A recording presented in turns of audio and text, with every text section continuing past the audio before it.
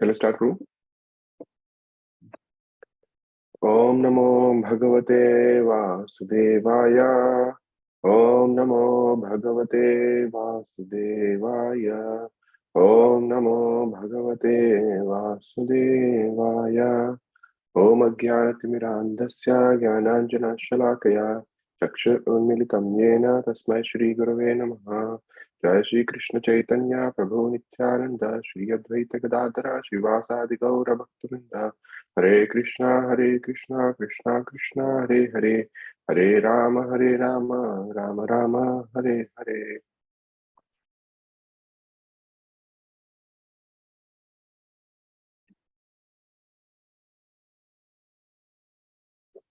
Narayanam Namaskrityam Naranchaiva Narottamam Devim Saraswatim Vyasam Tato Jayamudire Nashtaprayeshu Abhadreshu Nityam Bhagavata Sevaya Bhagavate Uttama Shloke Bhaktir Bhavati Naishtaki.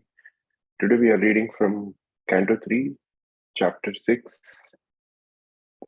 text 16 to 18. So we can start with text 16. Nirbhinnani asya charmani lokapalo nirovisat प्राणेव नामशेन संस्पर्शम येना सौ प्रतिपद्यते. Word to word translation. Word to word. Nirbhinnani, being separated by. Asya, of the gigantic form. Charmani, skin. Lokapala, the director. Anila, air. Avisat, entered. Pranena amshena, the part of the breathing. Samsparsham, touch. Yena, by which. Asau, the living entity. Pratipadyate, can experience. Translation by His Divine Grace Srila Prabhupada. When there was a manifestation of skin separated from the gigantic form, Anila, the deity directing the wind, entered with partial touch, and thus the living entities can realize tactile knowledge. Text 17. Karnavasya vinirbhinnau dishnyam svam vivishurdisha shrotrenam sena sabdasya siddhim yena prapadyate. Karnav, the ears, asya, of the gigantic form, Vinirbhinnau, being thus separated, Dishnyam, the controlling deity, Swam, own, Vivishu, entered, Disha, of the directions, Shrotrena Amshena, with the hearing principles, Shabdasya, of the sound, Siddhim, perfection, Yena, by which, Prapadyate, is experienced. Translation. When the ears of the gigantic form became manifested, all the controlling deities of the directions entered into them with the hearing principles, by which all the living entities hear and take advantage of the sound. But the ear is the most important instrument in the body of the living entity. Sound is the most important medium for carrying the message of distant and unknown things. The perfection of all sound or knowledge enters through the ear and makes one's life perfect. The entire Vedic system of knowledge is received by oral reception only. And thus, sound is the most important source of knowledge. Text 18. Tvacham asya vinirbhinnam vivishurdishnyam oshadhi amshena romhavi kandum yair asau pratipadyate. Tvacham, skin, asya, of the gigantic form, Vinirbhinnam, being separately manifested, Vivishu, entered, Dishnyam, the controlling deity, Oshadhi, sensations, Amshena, with parts, Romabhi, to the airs on the body, Kandum, itching, Yahai, by which, Asau, the living entity, Pratipadyate, experiences. Translation. When there was a separate manifestation of skin, the controlling deities of sensations and their different parts enter into it, and thus the living entities feel itching and happiness due to touch. Purport. For sense perception, there are two principal items, touch and itching, and both of them are controlled by the skin and hairs on the body. According to Sri Vishwanath Chakravarti, the controlling deity of touch is the air passing within the body, and the controlling deity of the hairs on the body is Oshadhya. For the skin, the object of perception is touch, and for the hairs on the body, the object of perception is itching.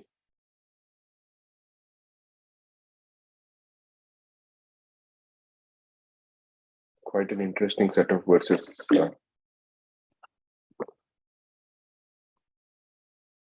Once again, I thank Lakshmikant Prabhu and all the devotees assembled here and who might hear this one later also for giving me this opportunity, especially on this most auspicious day of the beginning of Purushottam Mass. So I'm very grateful for this opportunity.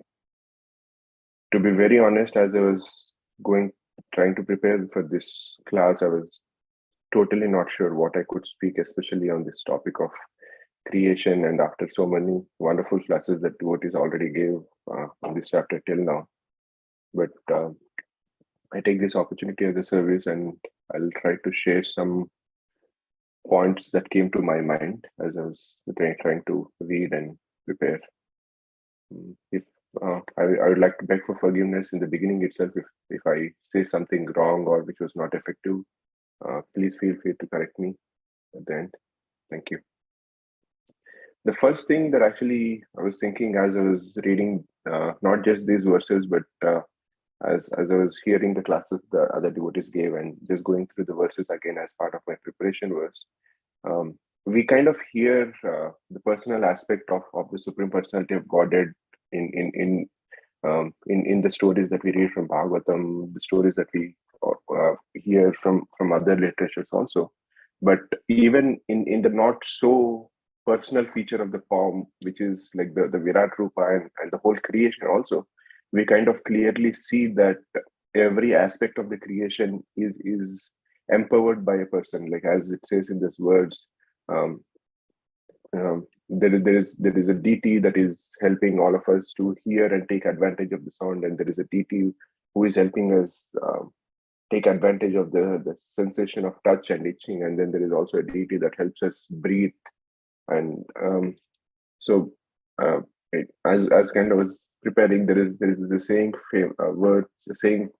a famous saying that my mom would always say, that especially in the evening times, we were never suggested to say something inauspicious, especially during the sunset time, because it was always said that there are deities who are called as Tadhastu Devatas, who are roaming around that sunset time, and anything, whether it be auspicious or inauspicious things that you say around that time, they just their responsibility is just saying Tadhastu for whatever you are wishing around that time. So it kind of also emphasizes the personal feature of the creation. It's not that everything just happens. It's not that Lord just sat there and then he wished for the creation to be created. There is a person, and then there is the initial product, the initial creation part is the person of the Supreme Personality of Godhead, and the end result of that creation is again a person.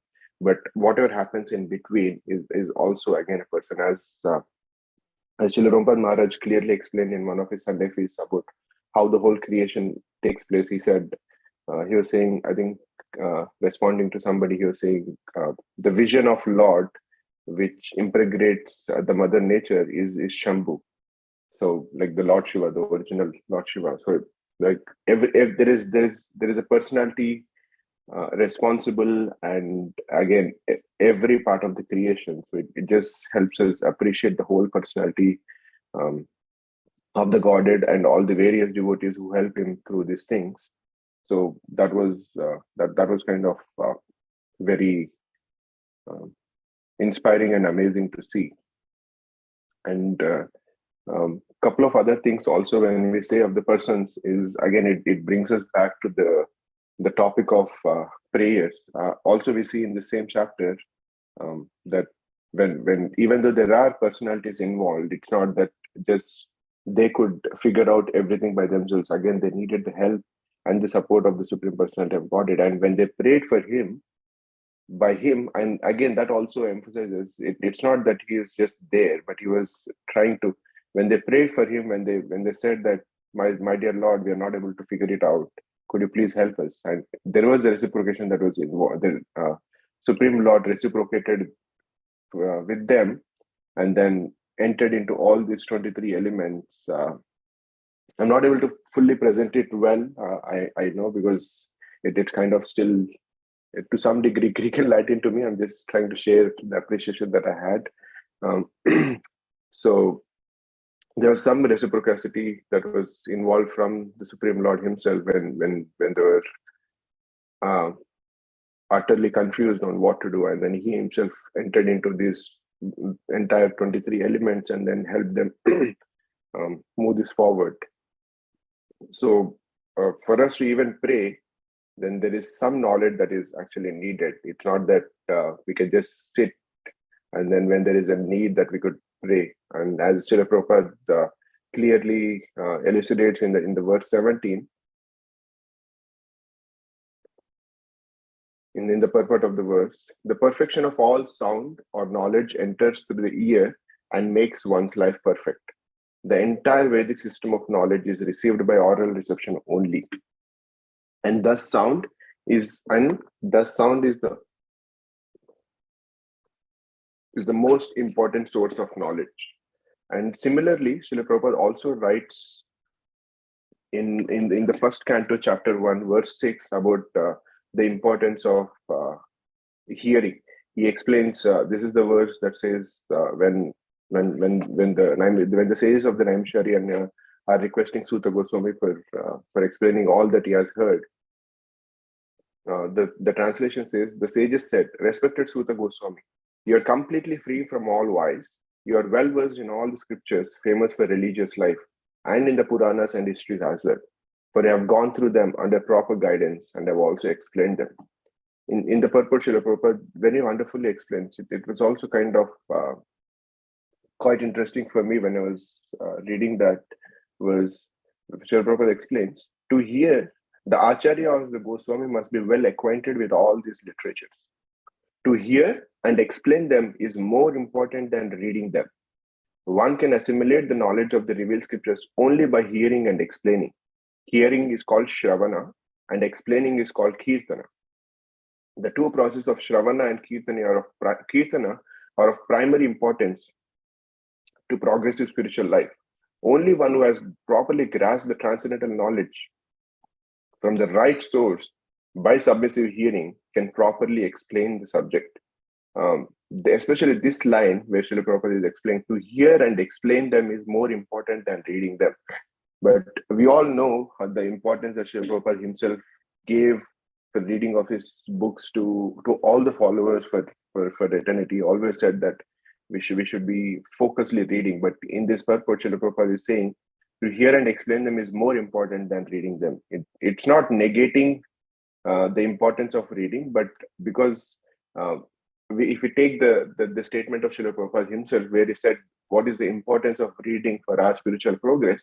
And if we take that as the basis of the statement that reading is one of the most important activities for our spiritual progress, and then you read this other statement, taking that statement of Srila Prabhupada as the basis, and then if you hear this statement saying that to hear and explain them is more important than reading them. So it also helps us understand and appreciate why hearing is important. Like as Radhika Raman Prabhu was also explaining in his recent Sunday feast, as I was saying that all these literatures that we have, made by Srimad Bhagavatam, Ramayanam, and all this, the text is there for everybody to just read, but it's not that everybody are blessed enough to have the realization and understanding that acharyas have so blessed us to gave us with. Even the purports of Srila Prabhupada. Sometimes we can go through some of these purports, especially the chapter that we are currently reading, just the chapter, the entirety of Canto 2 and Canto 3. If we just read them, we especially I myself, I'm not very blessed with the understanding that I could just understand everything. Just even though I have Srila Prabhupada's purports, he has tried to make it very easy, yes, but just by reading, I'll not be able to entirely grasp the understanding and the relation that Srila Prabhupada is trying to give us. But if I take the shelter of some of the devotees, as we are being blessed with these Bhagavatam classes that are happening every day, when we hear through this, then there are some points which we are like, when we hear some of them, we understand, oh, so this is what is being kind of, the message becomes much more clearer and elucidated. And that's what, again, as Srila Prabhupada writes in the purport, is the entire Vedic system of knowledge is received by oral perception only, and thus sound is the most important source of knowledge. And there is also one more point is that when we focus just on reading, and assume that we are at a place where we can understand everything by reading, then we also get into the whole point of I am the doer and I'm just capable of understanding everything on myself. But that's not how the whole spiritual understanding and the spiritual realization, spiritual knowledge works. As Srila Prabhupada talks here, it is only received. It is received. It is not just gained, or I could just win it in a fight of reading the whole Bhagavatam. Sometimes when I'm trying to read my daily quota of Bhagavatam, I sometimes get into this mood where I just want to finish as many verses as possible, um, kind of misutilizing the whole system that Vaisheshika Prabhu created with page by page. We just want to finish it fast and then finish off with the quota saying that I have finished my Bhagavatam. I actually did that when I was reading Bhagavad Gita. Um, I just wanted it to finish in one month, and then I was wherever I could get a chance. I was just sitting. The the the effort was good, but the intention was not so great. Where I just wanted to finish off and get a tick mark in the initiation list that I have finished my Bhagavad Gita. But did it really help me? It did help me because I was at the end of the day reading Bhagavad Gita. But did it help me to the degree that it potentially could? I doubt that. So sometimes when you get into this the focus of reading, just reading and not trying to hear from our spiritual masters, from previous acharyas, trying to understand what they're trying to explain it to us. And again, when you can also consider reading as hearing also, because when you're hearing, you're trying to open up your heart. When you're sometimes reading could kind of be translated to something that you are trying to just understand through your mind, and just kind of figuring out like the grammars and the technicalities of it. But hearing usually is related more with opening up of our heart, taking a submissive position. It's because you are accepting the other person who is saying as a somebody superior, and in that way you're kind of being there. So in that way also, when we are trying to read Srila Prabhupada books, we kind of accept that Srila Prabhupada himself is talking to us through this purpose. We just don't call them as purpose. Srila Prabhupada himself has translated and said that all of his Bhaktivedanta purports are his ecstasies. So even during reading, if you have this motivation that I'm actually sitting at Srila Prabhupada's lotus feet and trying to hear from him, then that's also a great benefit that we could all gain. And again, as it kind of goes back to the point Srila Prabhupada is making in the first canto, to hear and explain them is more important than reading them. And again, explaining them is just taking that effort. As I was trying to correlate these two. There are I was just trying to see. There are some times where I hear some classes, and then I'm so appreciative of the feeling that I get just by hearing that. So immediately the first thought that comes to my mind is, hey, maybe whom can I share it with, and who is the other person that can appreciate this knowledge and can benefit from it. And then that's the first inspiration that you get when you actually hear something that uplifts you. So in the same way, once we hear and it is uplifting to us, we just cannot help but explain it to somebody else. And that's the whole concept of preaching, as Srila Prabhupada says. Once you are uplifted, you just cannot help but try to share that knowledge. And that's the whole concept, as Srila Prabhupada is saying here, is to hear.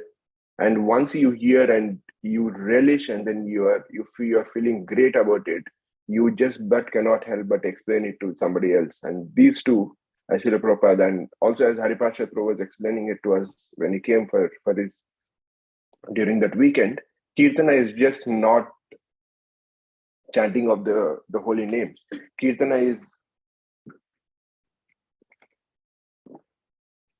is anything that is glorifying the Supreme Lord. So in this way, as Srila Prabhupada explained, explaining is Kirtana. So if we can, by hearing, we get immersed into the process of Shravana, and by explaining, we get immersed into the process of Kirtana. So these were some of the points, and I would like to also speak something slight. We have, I think, 5 to 10 minutes of time for more time. So I would like to also speak some things about the Purushottam Mass.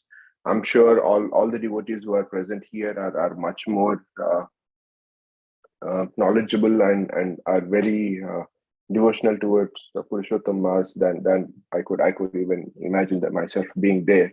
But so I'll not go too much into the history of how the whole Purushottam Mass or the benefits of Purushottam Mass, but just wanted to share some of the points that I was hearing from Swayam Bhagavan Keshav Maharaj in an entirely different class that I had quite some time back. I was just meditating on that point as my preparation for the Purushottama. So I'd just like to share. Again, I was so inspired, so I just wanted to share and take more benefit from that, so it can internalize more for me. Is as we all know, Purushottama was the extra month that came up, and then nobody was trying to accommodate any other festivals or any auspicious things. And then Purushottam Mass went to Lord Vishnu, and then Lord Vishnu took her to Lord Krishna himself, and Krishna then gave the name Purushottam to the month, saying that now from now on you'll be the most auspicious thing. And even there, we actually see again the personality aspect of, again, correlating that with the class that we are talking. Again, when Purushottam Mass, when the Hadik Mass was, which was called as Mala Mass, which means the most inauspicious or not so wanted month, when she was in distress, she just took shelter of prayer, as we see again and again in Bhagavatam and in various other scriptures also. It took shelter, and then immediately it was like the month was, she was blessed. So again, we can take inspiration from that. And we all hear that we should focus more on our spiritual things. And Swayam Bhagavan Keshav Maharaj was explaining that in many times when we are trying to appreciate anything that we want to do, sometimes we would like to focus, and we, as Bhagavatam explains, we want to do Tivra Bhakti. We wanted to do Tivra Bhaktis, and how do we increase the Tivra? So as with anything, as I was saying, we could just read externally, or we could kind of internalize the whole message. Or so, like with anything that we do, even the Tivra Bhakti, the intensified Bhakti, could be done on two levels. One is the external level, or the other is the internal level. So he's explaining the external level is, many times we want to just increase the quantity of the devotional service that we do. So in the case of Purushottam Mass, we want to increase the number of rounds that we want to chant. Let us say we all chant 16 rounds. So for this month, we want to make sure that we increase the quantity of the round from 16 to 25, or depending on the time. Some devotees would like to chant 64 rounds for the whole month. And sometimes we want to increase the quality of the service that we do. So because of all of us are in Grihastha life, having other responsibilities.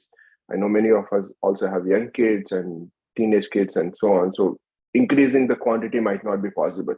So we want to increase the quality. So we might do is, okay, I cannot increase the quantity, but maybe during this time I want to sit at one place and then just increase the quality that I want to do. And in other places, it could be the difficulty.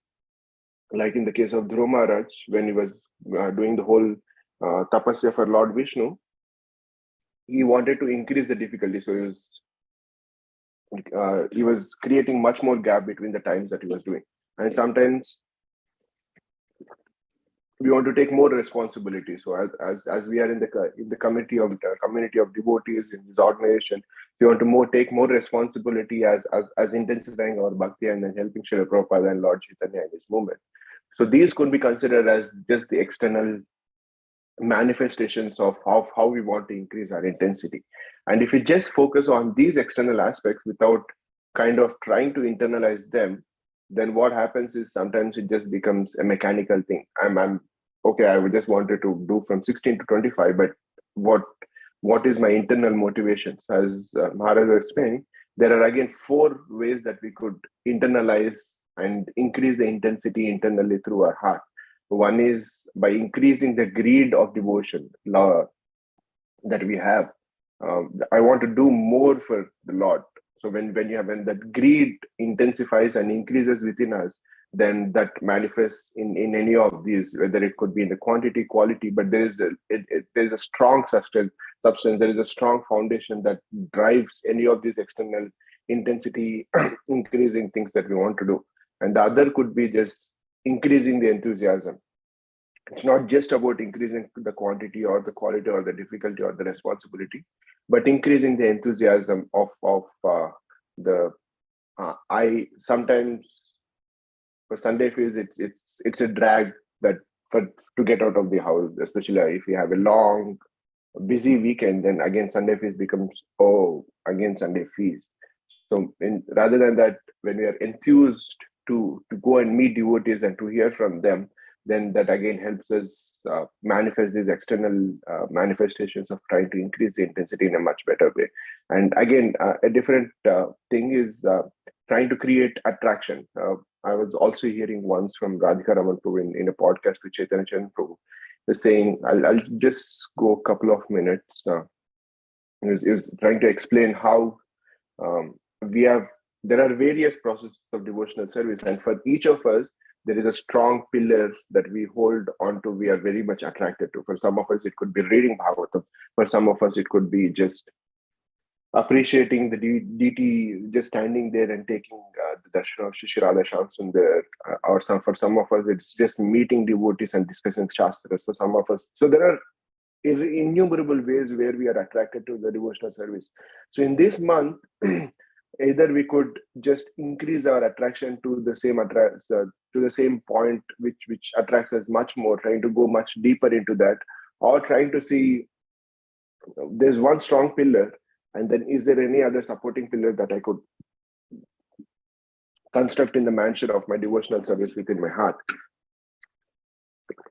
Sometimes if because of for any reason, if the strongest pillar that we have is not so strong at that point. For example, sometimes we might come to a point where we always appreciate just taking the darshan of Radha Shyam Sundar, but because of whatever reason, if we're not able to go every day and have darshan, then we should also have some other pillar that for that amount of time that we could just take shelter of that pillar, and then when situation stabilizes, then we can again go back to the other pillars. And in this way, we could kind of try to see, taking the help of these internal aspects as the base, if we can focus on trying to increase either the quantity or the quality, or as the other difficulty, responsibility of the external manifestations of increasing intensity, then that helps us change our heart. So sometimes it might so happen that we just cannot do anything. So even if you're not able to do anything, increase anything externally, like our life could be just so that we just cannot do anything external where I'm trying to do. But as long as we are able to do something internal, that definitely helps us do to a much better situation and place than what we currently are in that. And again, I take the blessing, I seek blessings from all of you to kind of fulfill what I'm trying to speak here for the next 1 month, and for the rest of time that I have that's available for me. Again, I seek forgiveness from the devotees if I've spoken anything incorrectly, or I request anybody, if you like to correct or any comments, please feel free to.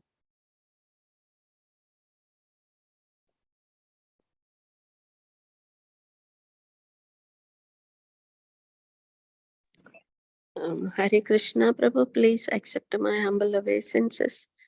All glories to Srila Prabhupada. Hare Krishna. Hare Krishna. Thank you very much for making us very conscious of the beginning of this month, what internal reflections will help us, and it's very nice. And I know, as you said, to strongly examine our internal drives, that what is our strong pillar, and to create any supporting pillars that may be. And that is a very, very good point even to take home. And thank you very much for the class. Hare Krishna. Hare Krishna. Thank you.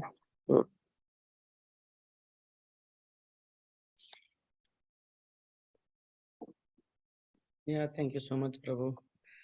I think you started the hearing and reading from that Vaisheshik Prabhu's quote, right? So I mean, Yeah. he's become a sage or whatever. Yeah. That I mean, whatever is the intention. I mean, somebody want to read it for a different purposes, right? So still, it is Prabhupada books and it's Srimad Bhagavatam. Yes. It helps. I mean, he said that the Bhagavad Gita reading, right? Still, I mean, that Yeah. is a great thing. I mean, prefer whatever way one will be able to read it, because otherwise Yeah. there is no motivation for the person to read. At Correct. least we need to Correct. start reading. Yeah. Thank you, Prabhu. I think nice. I mean, it is very important. I mean, for reading as well. I mean, so, I mean, because otherwise the actually hearing is good. I mean, we get it, but until one reads and then it is Correct. I mean, and share, like as you said, I mean, Yeah. hearing. I mean, of course, one hears. I mean, this weekend class, right? Radhika Raman Prabhu's class, Bhagavat. I mean, it's keep the messages are going. So yesterday we were talking, and I was sharing those all. Coming point by point, it is keep coming. Right? So it is very nice to hear. I mean, like nice lectures, and then because we'll be able to share. I mean, same thing with the reading. Reading actually, it's little. I mean, because one will put some thought to it as well, right? Not just the Yeah. other speaker is doing it, so we also will do from Correct. to read. So we have to read with more attention. So I think that's what we were talking yesterday again. So I mean, we should not we should not read as just reading. I mean, of course it is Yeah. okay, but yeah, otherwise, I mean, we will, because in the long run it is going to be a problem. We will not give that importance to the scriptures, right? It will become a habit. Correct. So, yeah, Yeah. I mean, as I said, like that whole importance of reading, that statement is the basis for considering that hearing is more important. We just cannot negate the importance of reading at all from our lives. yeah, Like right. we are all here just because of reading. So just can never negate that point at all. Yes. Very nice. Thank you. Yeah, I Hare think Krishna. thank you all so much. Many devotees joined. I think almost like 11 or 12. I think some are dropped. So thank you Oh, so much. Thank you. We'll see you after a few days. yeah. Hare Krishna, everyone. Thank you once again. If no more comments, I want to end, Prabhu. Yeah. Yeah, I don't think anybody's there. If no comments, I think we can.